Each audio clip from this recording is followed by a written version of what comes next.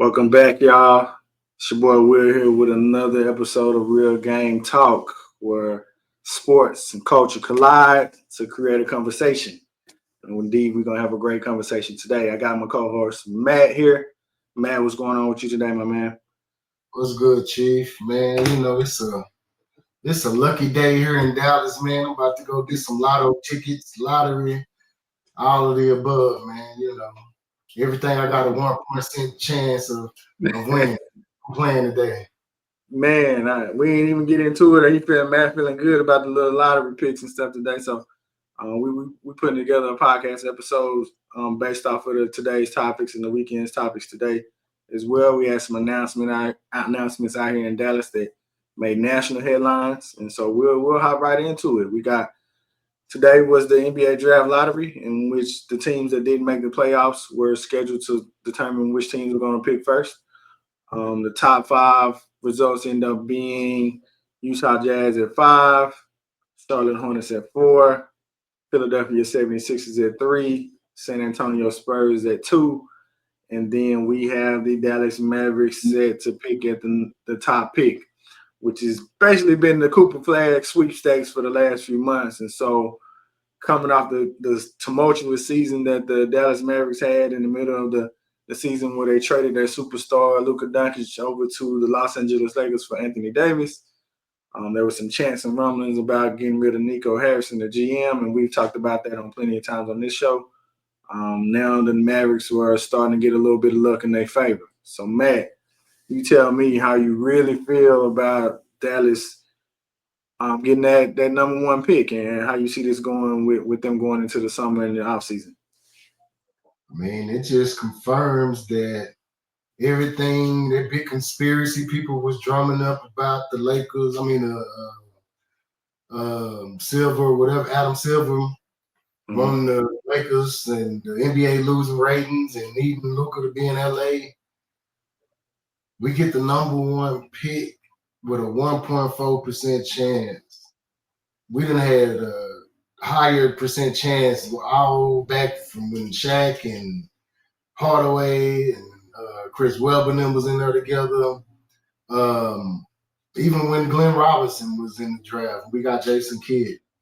We still know this is our first time ever getting it. So yeah, it's some rigging going on, but it's in our favor this time. So we're gonna take that and be happy with it. But we saying they're gonna get Cooper Flagg with the number 1 pick, but that's yet to be seen yet. We'll see. We hoping that's what end up happening, but maybe they're gonna spend it to try to trade or something. Who knows? Okay. I see them taking the pick with Cooper Flagg. I don't see it going any other way. I mean, we've seen some crazy stuff with the Mavs over the last few months, so I ain't gonna put it past Nico Harrison.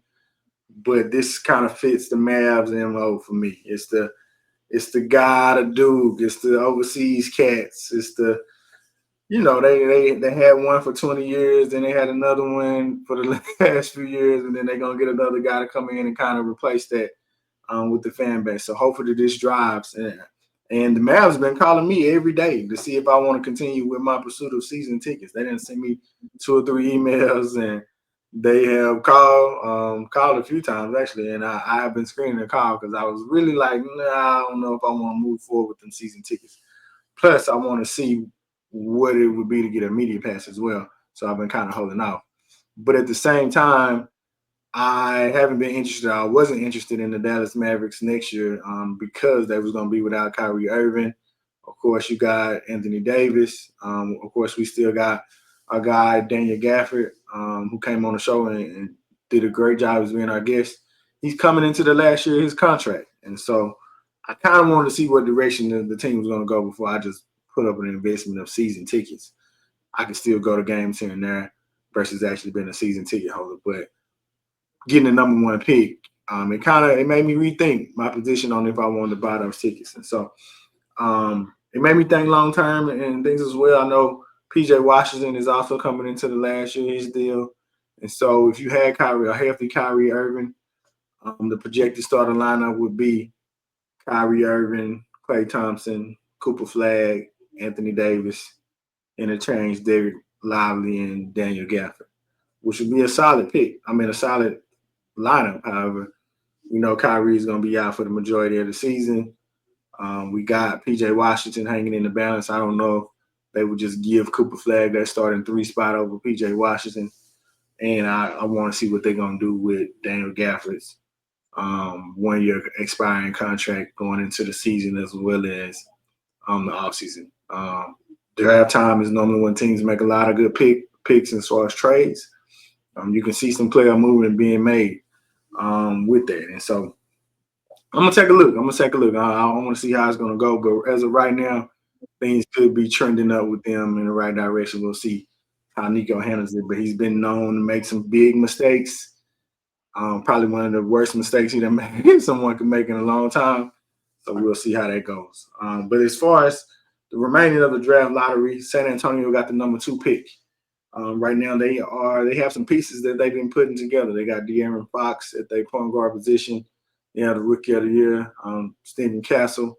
They have Victor Wembanyama.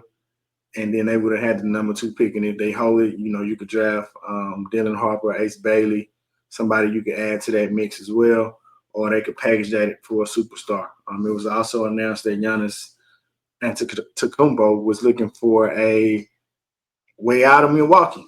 San Antonio seems like they would have a great destination for him because you can put him with that young core, and they would instantly be contenders in my eyes. Man, how do you feel about that, and what do you think San Antonio should do with that number 2 pick? Honestly, well, I would say draft somebody, and keep what you got and build on that. But that's just how I am. I'm a builder. Because adding stars to your team and stuff, it don't always work. I think you'll get more out of this if you try to build around Wemby with somebody you can get in the draft. Dylan Harper or Ace Bailey, I think could be, because they definitely are guys that can, create mismatches too, and they kind of freaks at their position as far as length, kind of like Wemby. So, I think they'll be good with that because then you'll be giving up a lot to get Giannis outside of just that one pick, whereas you can keep what you have and just put something with that. You know what I'm saying? Also, what's his name? Cooper Flagg. Mm-hmm. He don't fit the dirt and Luka mode. He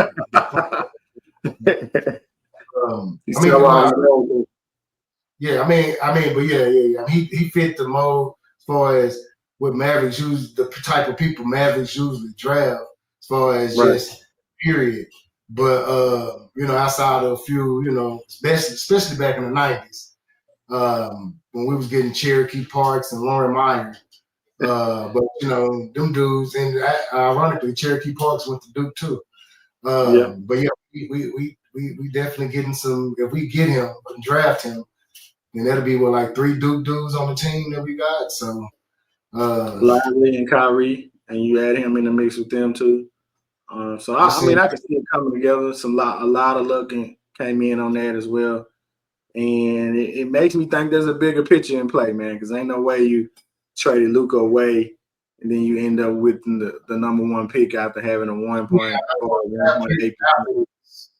All your draft that's in the top. What I forgot what they got them protected as, but they're going to the Spurs, the Thunder, and I think the Rockets or somebody they got 1-out picks coming up. So yes. So I'll ask you while we on camera, man. You think it's a little rigged out here, man? And you think have him pull the play on that and got y'all to pick? How you feel about that? Yeah, that's what I said. This just helped conspiracy Right. that this was for the Lakers. You trade Luka, and we do this solid for us. And trust me, your fans will be okay. We'll help y'all get somebody. Right. They like white boys, and we'll help y'all get another one. And he gonna be good too. And just keep running with the defense win championships because this guy actually plays defense. Whatever, however they spent it, all that played in my head as I seen Portland get the number 11 pick. I'm like, damn, this shit could really happen. And here I am listening to or seeing other people on YouTube make videos like hypotheticals about Cooper Flagg getting to the Mavericks, how it would look and what would happen and this and that. And I'm just like, y'all wasting y'all time. Stop doing it because we never get the number 1 pick. So for us to get it this year, out of all years, out of all the stuff that's gonna happen, man, yeah, they called in the favor. They'll let you know Nico or somebody got some ties somewhere, I don't know, with something, you might want to leave them alone. They can make it spin like that. That's one of them old school boxing throwaway fights, you know what I'm saying? Right. He wasn't supposed to win, but he got people behind him. Nico won, Mavericks won, but it's still the same thing. You still shouldn't have did that trade unless this is what it is true that it was a play, and you knew this was what was gonna happen. Then I can't really even knock you now if that was the case. Gotcha. I was sitting here. Hold on, I want to make sure.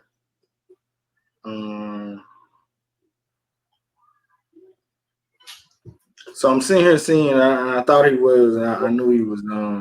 I had to double check, but I was trying to tie it together, but it didn't work out because Cooper ended up signing his endorsement deal with New Balance, so he's gonna be wearing New Balance. I was trying to see if he had signed with Nike, which would have definitely tied all the Nico Harrison draft pick, Nike and player coming together. But he really Nike fired Nico, so yeah, he might got some dollars now. You know what I'm saying? Right.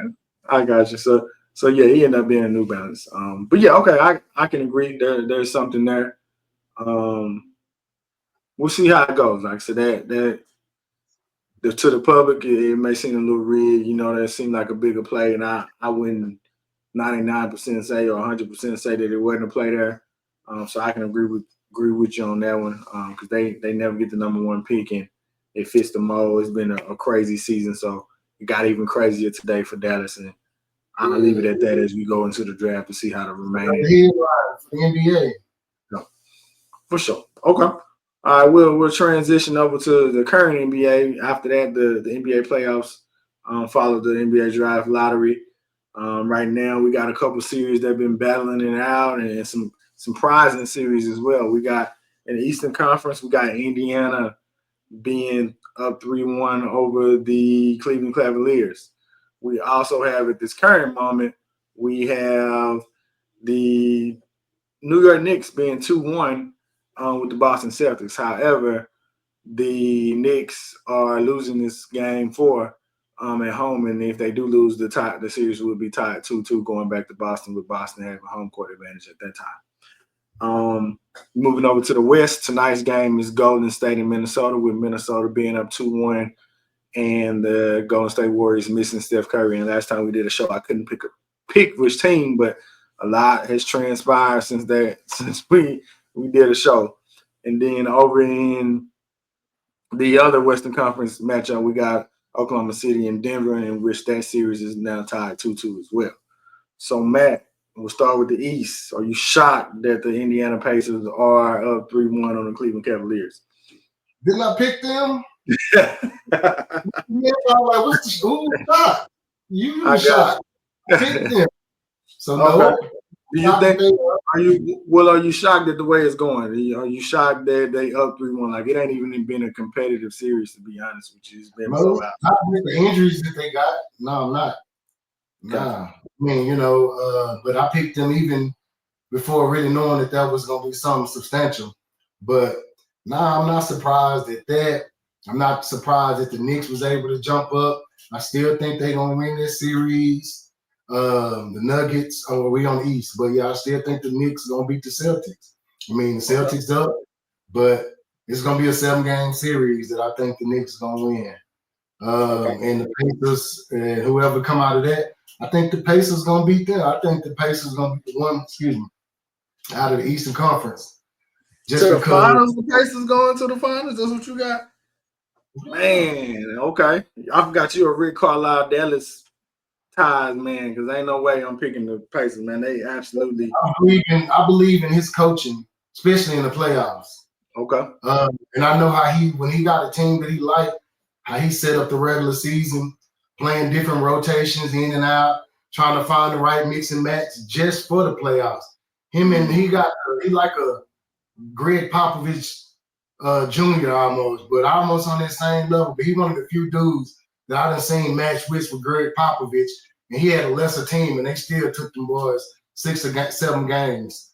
Rick Carlisle can coach, man. When he got team that fit his style and his persona or his personality, them boy he gonna get the best out of them, and these guys fit that, and they got Halliburton. They gave the Celtics, if it is the Celtics, they gave them a run for their money last year, and Halliburton didn't even play all them games. Man, Halliburton, I'll go on the record and say I do not like nothing about Halliburton, John B. looking self, man. I don't like his shooting form. I don't like that he hit that game winner. I don't like his pops running out on the floor against Milwaukee. It ain't nothing about Tyrese Halliburton that I actually enjoy watching him not get on the floor in the Olympics. They gave me great joy. So nothing about Tyrese Halliburton. And then the rest of their guys, Miles Turner, look like he need a front end alignment every time he run up and down the court. He got to kick start them legs to start running before he get it. And they keep talking about he a big man. The Lakers should have got him. I don't know how he's not even a live threat. He's a big man that shoot threes and runs into blocks. So nothing about the Indiana Pacers is something I want to see going to the next round. I saw that last year and it was a boring series. I do not want to see them advance to this next series. I do not want to see them in the finals. So I'll go ahead and put that out on record for you, man. I ain't agreeing with you on that part. Now, basketball-wise, they putting belt to ass on Cleveland right now, and I ain't going to lie to you. They beating them in the game. Cleveland ain't got nothing for them. Then Cleveland had the audacity to sit out 3 of their starters in that game, too, as if they was going. The crazier part was that was the game they should have won because they was up 7 points going into the last minute of that game and still end up losing. Like it's been a disaster series for Cleveland, and I don't even know if Donovan Mitchell is going to play in Game 5 tomorrow. So it's pretty much a wrap on that. But I do not want to see Indiana move on because they play a boring brand of basketball and their stars are boring, and I can't see them in the finals. So did Chris. I got you. But in the Celtics Knicks series, though, however, that's been a good series, and it didn't go like none of us had planned it on. We know why they saw the Knicks just walking into Boston and winning them first 2 games, and now you kind of expected the Celtics to have some fight back, which again the Knicks appear to be coming back, as I've said that, because they were down like 15. They are currently down 6. And so Madison Square Garden is starting to rock the fans on their feet right now. But I can see that being a 7-game series. And I can kind of agree. I know I had picked the Celtics to win, but a 7-game series with New York coming into Boston, putting the pressure on Boston's Jason Tatum and Jaylen Brown, I don't know if I'm really confident that they'll lead them past the Knicks with the pressure on them. I've seen them miss too many threes in them games 1 and 2. Pressure gonna be really on them in Game 7 to knock down those 3. So I can kind of agree with you if it goes to 7-game series. I would like to see New York coming out, and if that's the case, then we can get some old Pacers, Knicks rivals in the conference final to go to the finals. You can get the remake of Reggie Miller and John Starks and Patrick Ewing. Just more drama into that. We saw that in Pacers and Celtics last year in the conference finals, and it was actually pretty boring. So you give me some drama, Madison Square Garden. You give me Indiana, where they play a lot of basketball. And you get those arenas going and those fan bases going together. I would like to see that. Give me something to tune in to for the conference final. So, yeah, I can agree with you on that. as far as the Western Conference, man, do you feel like it's a wrap for Golden State, even though they're only down 2-1? They're trying to stretch it out to get to Game 6. They plan to try to work Steph Curry back in Game 6 because they have a layoff of a few days in Game 6. They wouldn't play Game 6 until Sunday. And so do you feel they can make it to Game 6? I don't know if they can make it to Game 6, but they losing the series though. Either way, if he come back or not, they still gonna lose the series. Okay. I'm sticking with what I picked. So Okay. yep, I got the Timberwolves being able to outlast and especially with Steph Curry, my bad, Steph, missing out. You know, if he ain't playing tonight, they play tonight, right? Yeah, they play tonight. They ain't not playing tonight. He won't be Yeah. at least even thinking about playing until Sunday. Like, it's not. They need him. I mean, point blank, period. In order to win, it's gonna take a horrible game for Minnesota. But when you got dudes like Julius Randle playing the ball and he playing in the playoffs, man. Mm-hmm. I mean, Anthony Edwards can have a bad game, and they still got a chance to win that game. And y'all don't have Steph Curry providing them points, them 3-point shots, you know, to help equalize that or get you over that. So, yeah, I got the Timberwolves still beating them, and well, yeah, this gonna be. It may not get to Game 6. Okay, I can agree with that. I was actually looking forward to the star power of Steph Curry and Anthony. It was going head to head. Seeing if Anthony could live up to the nickname he's got for himself over the last 2 playoffs as being the legend slayer, the legend killer, and the king slayer by eliminating Jokic and Kevin Durant last year, and then coming into this year and already eliminating LeBron and Luka. I wanted to see that. And I wanted to see what the Warriors had too, based off of them being on the back end of their careers when it comes to Steph Curry and Draymond as well as Jimmy Butler. They know that they got to give everything they can to try to get this to work because this is only a 2-year thing. They can run it back again next year because all 3 are under contract. But beyond next year, they're not all guaranteed to be back at that point. So this is one of the last or next to last remaining chances that the Warriors will have to get a championship. So I wanted to see how hard they wanted it. And I know they did what they needed to do to get that 7-game series over in Houston, but running all those games and then they wasn't really getting no days off either, man. I watched that first round and Golden State played 2 games. Golden State and the Rockets played 2 games before the Lakers played a game because the Lakers ended up playing a Sunday and a Wednesday. And Golden State played Monday and Wednesday, and the Wednesday game was before the Lakers tip off. And I was like, man, ain't no way they let the Lakers get that many days off while they made these 2 teams play back-to-back days. And so, of course, that goes back into the conspiracy theories for me. They was doing everything they can to make sure LeBron was rested 2 and 3 days off in between his games while everybody else was getting a day and playing every other day. But I wanted to see the star power on this one. And so I'll lean towards you with Minnesota winning this because Steph would have missed too many games in the series that they probably should have won. And I don't know if they would win a 7-game series with him just coming back on some Willis Reed type hamstring stuff. So Minnesota will move on to the next round. And we'll talk about that next round because it's either going to be Oklahoma City or Denver. Right now it's tied 2-2. Oklahoma City put BTA on them a couple games, but Jokic and the Nuggets came through in a couple games too. So how do you see that going? Do you feel like that's a 7-game series or is it clear of one team or the other for you? I think it's gonna get to let me see. What they playing next? Game 5 would be OKC. Yeah. Yeah, they're gonna. I think OKC. The Nuggets gonna win the next 2. Okay, so that would put the Nuggets in the next round. Then you feel like if that's the case, they're gonna win in 6. Yep. Okay. I see it going 7 games, and if it goes 7 games, I see it leaning towards the Thunder. And not because I wanted to, but you playing a 7-game series in Oklahoma City, they fan base is pretty loud and pretty. It'll be a rocking arena.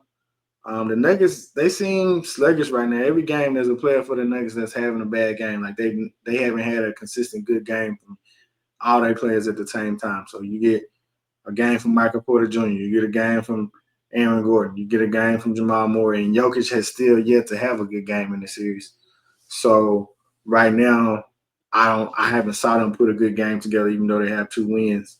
And then you get all them together, and then Russell might have a bad game, or he might have a good game, and somebody else is having a good game. Meanwhile, I've seen the wins that the Thunder have gotten. They've been 2 pretty good games. That game too, when they blew out the Nuggets, it was embarrassing. Even I don't even think the Nuggets even thought about showing. Jokic fouled out in the third quarter. It just wasn't a good look. So overall, to me, it feels like the Thunder have the better team, but they don't always have the star power to go. So if you shut down SGA, then it's hard for them to kickstart their offense and things of that nature. And Shea shoots a lot in late clock situations at the end of the game too. He don't be want to come off that rock. If you notice Shea, he get that one-on-one matchup and they start doubling at the top of the key. He be forced to make that pass, and he be kind of reluctant to make that pass. I seen him actually jack up a few shots that he probably should have kicked the ball on as well. So I don't know if he's trying to justify this MVP that he about to get and trying to show the world that, hey, I'm on Jokic's level, so I'm gonna do my thing, or he reluctant to give up the ball. But either way, them late clock and them late game situations, he didn't actually fumble some situations too. So, but yeah, either way, like I said, I got OKC going game 7. Yeah, that was the same way he did last year, so it ain't just this year. When we played against him, he held it a lot, fourth quarter for sure. And yeah, you see the result of that. But y'all still think it's gonna go 6. Nuggets gonna end up pulling it out. Them boys ain't had a good game all together. It's gonna come together. You know what I'm saying? At some point. And yeah, I still see them doing it. But I'm wrong. Time will tell, man. Time gonna tell. You know All what I'm right. saying? Okay, that's our NBA recap for this episode. We'll move over to a more or less section, which we kind of shortened it for this episode, but it's a topic that came out today. So Matt, they announced that the Cowboys will be opening the season in Philly, while Philly is getting their rings and their banners and everything put up for the championship that they just won. More or less, will the Cowboys walk into Philadelphia and win that season opener? Yeah, I mean, we gonna fly into Philly. Shit, we gonna touch down, and we gonna jog into the arena, jog on the field, and we gonna put BTA. You know what I'm saying? Straight like that. Okay. First game of the season, yeah, they thinking they gonna be still trying to celebrate, and that's perfect. Like I hate playing Philly late in the season. Playing them early is good. Go ahead It's and like knock it out. time to play them, yeah. While the weather's still pretty good everywhere, fans ain't all riled up. They're gonna be there because it's if they having a ring ceremony. But yeah, they gonna be disappointed. That's gonna be the beautiful part about it. Just seeing that example of what to expect going into the rest of the season. Since this y'all champions. Man, you confident? I give you that. So, okay, I won't less of that. I don't think the Cowboys got nothing for Philly on paper. I know y'all just picked up a good receiver, a good number 2 receiver, which is George Pickens. But walking into Philadelphia on a high, when Philadelphia fans, the most rabid fans, they talk about in the league, how disgusting it is. The fans talk to the players, the opponents there. They're going to be on a high from getting their championship rings and the banner and the celebration that night. I don't think the Cowboys got nothing for Philly on that game, to be honest with y'all. Rolling Dak back out there after he been off and ain't really played no ball since the middle of the season last year. Y'all gonna have to roll out there. Will Michael Parsons have a contract by then? So what if he unhappy? So we'll see. we'll see, man. I'm just throwing the scenarios out there that can interfere with y'all team chemistry, man. I'm just throwing it out there. Dak is gonna play good against Philly. we didn't even get a chance to see that last year. You know what I'm saying? He was hurt. So, Right. but usually have a good game against Philly, or at least a good enough game for us to win. Now we got a little bit more help. We'll see what the back end of the defense look like as far as our secondary. That's really my biggest concern right now, outside of D tackle. But as long as everything, we'll see what it looking like in training camp. Them boys competing. I don't know if Diggs will be back by then. I'm sure Bland should be healthy. We just got what's his name, Chevelle, whatchamacallit, from East Carolina. What's my guy? I saw the East Carolina pickup. I mean, we're gonna have a good.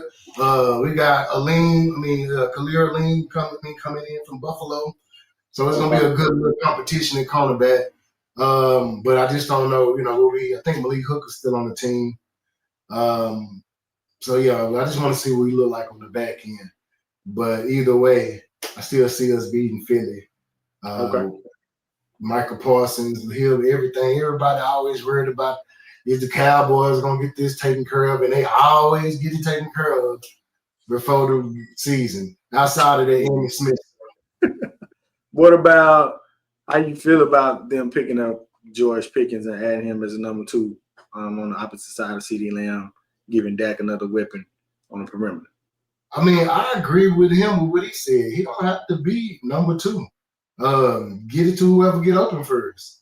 If he open, then get him the ball. You know what I'm saying? But CD number 1 because there wasn't no other options outside of Amari Cooper when he was there. You know what I'm saying? And he wasn't number 1 then. Pickens was number 1 with Pittsburgh. You know what I'm saying? For a point in time, at least last year anyway. So and that was with little question of Russell Wilson and Josh. What's my boy name with the Jets now? Their quarterback. Justin Fields. Justin Fields. So and before then it was Trubisky and Mason Rudolph, whatever his name is. So yeah, he's done had his shot at being there. So to me, it's all about who gonna get open first, and that's who the defense gonna have to flex that defense to or focus on. But I think he can be a number 1. So yeah, we'll see. I don't think he's a better receiver as far as route running than CD, but he got his own niche. He definitely make tougher catches than CD do. So he's gonna help us in that department. Because I've seen Dak fit some balls into a tight window and it get dropped by a lot of our receivers. And this dude here catches those. So and his catch radius is pretty good. He catches at the highest point. We ain't had a dude do something like that since Dez. You know what I'm saying? CD let the ball kind of fall in sometimes. You know what I'm saying? He'll cradle it. Yeah, sometimes, not all the time. He catches with his hands though. But especially them deep ones, you don't see him catching it up here. He's gonna do it right here. He's gonna let it fall on in. But this dude gonna go up there and take something. I got you. Okay, I seen what Jerry Jones said that they felt inside the organization that they have a person that can rival Dez Bryant with the Cowboys and George Pickens. So we see that. I think that's a pretty good duo. On paper. I don't know personality-wise. I've seen George Pickens crash out on Pittsburgh a couple times, and so we'll see how it is if he go a couple games with his stats, so he ain't getting the targets that he think he should deserve. And he didn't handle some stuff immaturely as well. I saw one of the reporters did a report on one of the games last year where he was questionable to play that game, and he arrived inside 90 minutes of the start of the game, came through the media entrance, and he was questionable. And so inactives and actives are required to be turned in at 90 minutes prior to the game. And so they still didn't know if he was going to be active or even show up to the game. He handled that immaturely. That might be one of the reasons why Pittsburgh got up off him to get up off of those. And, those type of people in their locker room, they might have wanted to move in a different direction, even though DK Metcalf ain't better either. But, hey, they trying to get him on a new scene for both teams. So we'll see. Again, I got him losing that season opening, but I like Pickens and CD on paper. To be a dynamic duo. We'll see how it goes into the season. I look forward to watching and hating Cowboys going forward. So we'll see. Man, immature ain't the worst thing. He young, he gonna be immature. CeeDee Lamb immature stuff on the field. They've been called out for it before for multiple, even last year. But yeah, you just gotta hope the immature stuff that you get into ain't costing the team with penalties on the field. And that's the biggest thing because I've seen him make plays and then get called back because you do something dumb. Now that's something that is gonna cost the team. That'll definitely be something that I disapprove of. But you being bringing a little edge to the game, I don't have a problem with that. You being upset you're not getting the ball, I don't have a problem with that either. But just make sure when you do get it, you ain't one of them dudes that drop it because you've been crying for the ball. You know what I'm saying? But other than that, no, I think it's gonna work. And I hope it's gonna work more than anything, you know. But I seen it work with Amari Cooper, Gallup, and Lamb. They always happy.